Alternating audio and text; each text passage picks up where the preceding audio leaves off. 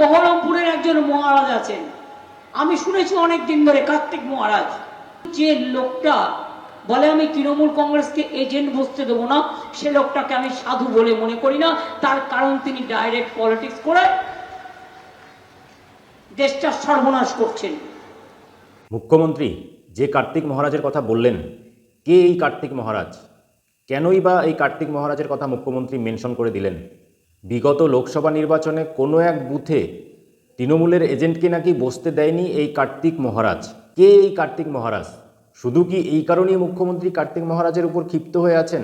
আপনারা ভিডিওটি দেখুন, হয়তো এটাও হতে পারে এরকম নানা রকম কারণে কিন্তু মুখ্যমন্ত্রী এই কার্তিক মহারাজের উপর ক্ষিপ্ত হতে পারে। বিবিধের মাঝে দেখো মিলন মহান, এই কবিতা আবৃত্তি করেছি আমরা। আমাদের দেশ বিভাজন হয়েছে ধর্মের ভিত্তিতে, তার সত্ত্বেও ভারতবর্ষের মানুষ ধর্ম নিরপেক্ষতাকে মেনে নিয়েছিল। অথচ আজকে পশ্চিমবঙ্গের নদিয়া জেলায় রাজীব শেখ যে ভাষায় বক্তব্য রেখেছেন, আমাদের মুর্শিদাবাদ জেলায় এমএলএ হুমায়ুন কবির যে ভাষায় বক্তব্য রেখেছেন, আমরা ব্যথিত, চিন্তিত, দুঃখিত। তাই আজকের এই প্রতিবাদ সভায় আমরা সমস্ত রাজনৈতিক দলমত নির্বিশেষে সমস্ত মা ভাই বোনদের আহ্বান জানিয়েছিলাম। সাধু সন্ন্যাসীরা বিভিন্ন মঠ মন্দির থেকে এসেছেন। এটা শুধু রাজনৈতিক সংকট নয়, এটা আজকে হিন্দু সমাজের সংকট, হিন্দু ধর্মের সংকট, হিন্দুর প্রতি বিরাট একটা আঘাত। এই জন্য আমরা সমবেত হয়েছি।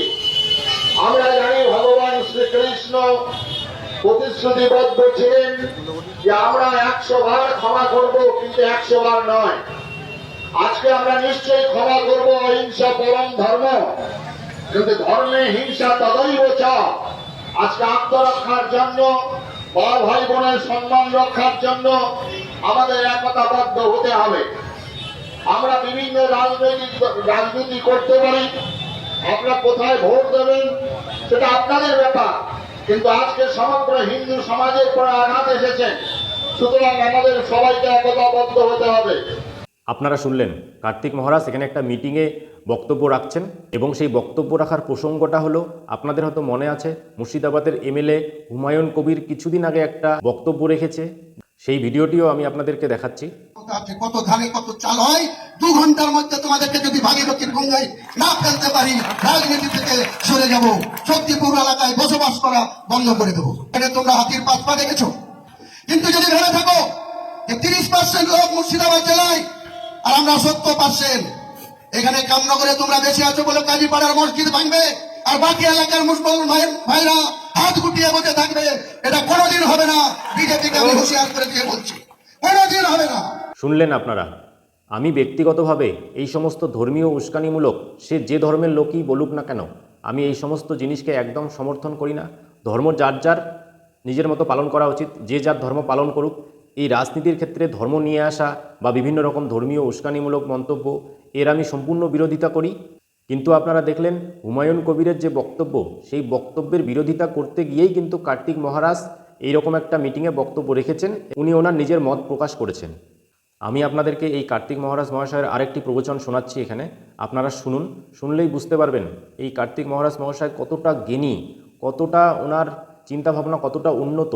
সামগ্রিকভাবে একটা শিশুর বিকাশ ঘটানোর জন্য কি কি দরকার, সামগ্রিকভাবে একটা শিশু কিভাবে একটা সঠিক মানুষে পরিণত হতে পারে, সামগ্রিকভাবে দেশের কিভাবে বিকাশ হতে পারে, আসল মানবতা সম্পন্ন একজন মানুষ কিভাবে তৈরি হতে পারে, কীরকম হওয়া উচিত একজন মানুষের, সেই সমস্ত বিষয়ে ওনার প্রবচন শুনুন।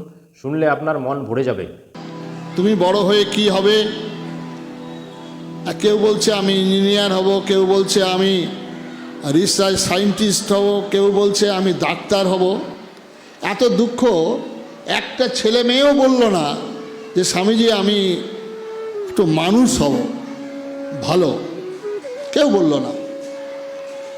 আজকে এত কম্পিটিশনে আপনারা ছুটে যাচ্ছেন। আমার ওখানে স্কুল আছে, 12টা স্কুল। একটা স্কুলে 3000 বাচ্চা ক্লাস 4 পর্যন্ত। কল্পনা করতে পারবেন? রেজাল্টের দিন আমি দাঁড়িয়ে আছি, গাড়িতে তার মা জিজ্ঞাসা করছে, তোকে বাড়িতে সব করিয়েছে, এটা উত্তর দিয়েছিস, এটা উত্তর দিয়েছিস, এটা উত্তর দিয়েছিস। 1 নম্বরের জন্য সে র্যাঙ্কে ওঠেনি, ঠাস ঠাস করে গালে চড় মারল। আমি ভদ্রমহিলাকে বললাম, আপনি জীবনে কোনো ক্লাসে ফার্স্ট হয়েছিলেন? একটা 3 বছর বয়স থেকে ছেলে মেয়েদের পরীক্ষা দিতে হচ্ছে, কল্পনা করা যায়। আর সেই অবস্থায় মা বাবার এত এক্সপেকটেশন একটা বাচ্চার সম্পর্কে, একটা বাচ্চার সময় পাচ্ছে না। আমাদের স্কুলের বাচ্চা মানে ভোর 5টায় 20 মাইল দূর থেকে আসতে হয়, ভোর 5টায় ঘুম থেকে উঠবে, উঠে 7:30টায় স্কুলে অ্যাটেন্ড করবে, 10:30টায় 11টায় স্কুল ছুটি হবে, 1:30টার সময় বাড়িতে পৌঁছে তারপরে ড্রয়িং টিচার চলে আসবে। এবার ড্রয়িং টিচারে কিছুক্ষণ করলো, তারপরে চলে আসবে আপনার গানের টিচার, তারপরে পড়ার টিচার।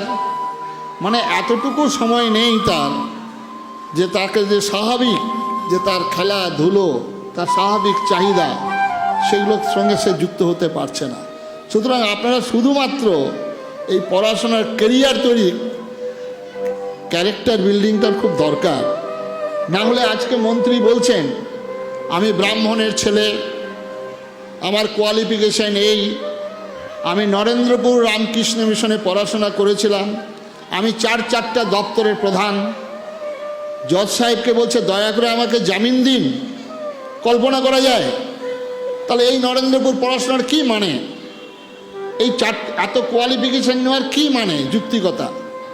সুতরাং খালি পড়াশোনা করলেই যে হবে তা নয়, পড়াশোনার সঙ্গে একটু চিন্তা করতে হবে মা বাবাকে। আপনারা আজকে চিন্তা করবেন, এত সংকটের মধ্যে গভীর। আমাদের তো আম্বানি, জানেন, আম্বানি একটা পেট্রোল পাম্পের কর্মচারী ছিল। সচিন তেন্ডুলকর ক্লাস 10 পর্যন্ত পড়েছেন। বহু মনীষী, আমাদের রানী রাসমণি পড়াশোনাই জানতেন না, ঠাকুর রামকৃষ্ণ কিছুই জানতেন না। সুতরাং এর সঙ্গে এটা কোনো সম্পর্ক নেই, মানুষ হওয়ার কথা। মহাভারতে দেখেছেন আপনারা, মহাভারতের প্রথম পর্ব কি হয়েছিল, কে বলতে পারবেন?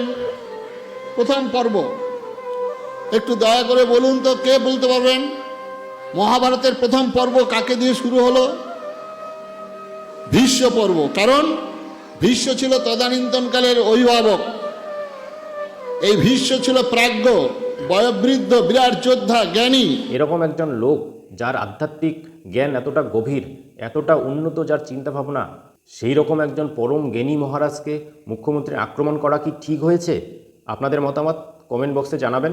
আর আমার চ্যানেল নতুন হলে চ্যানেলটিকে সাবস্ক্রাইব করবেন। ধন্যবাদ।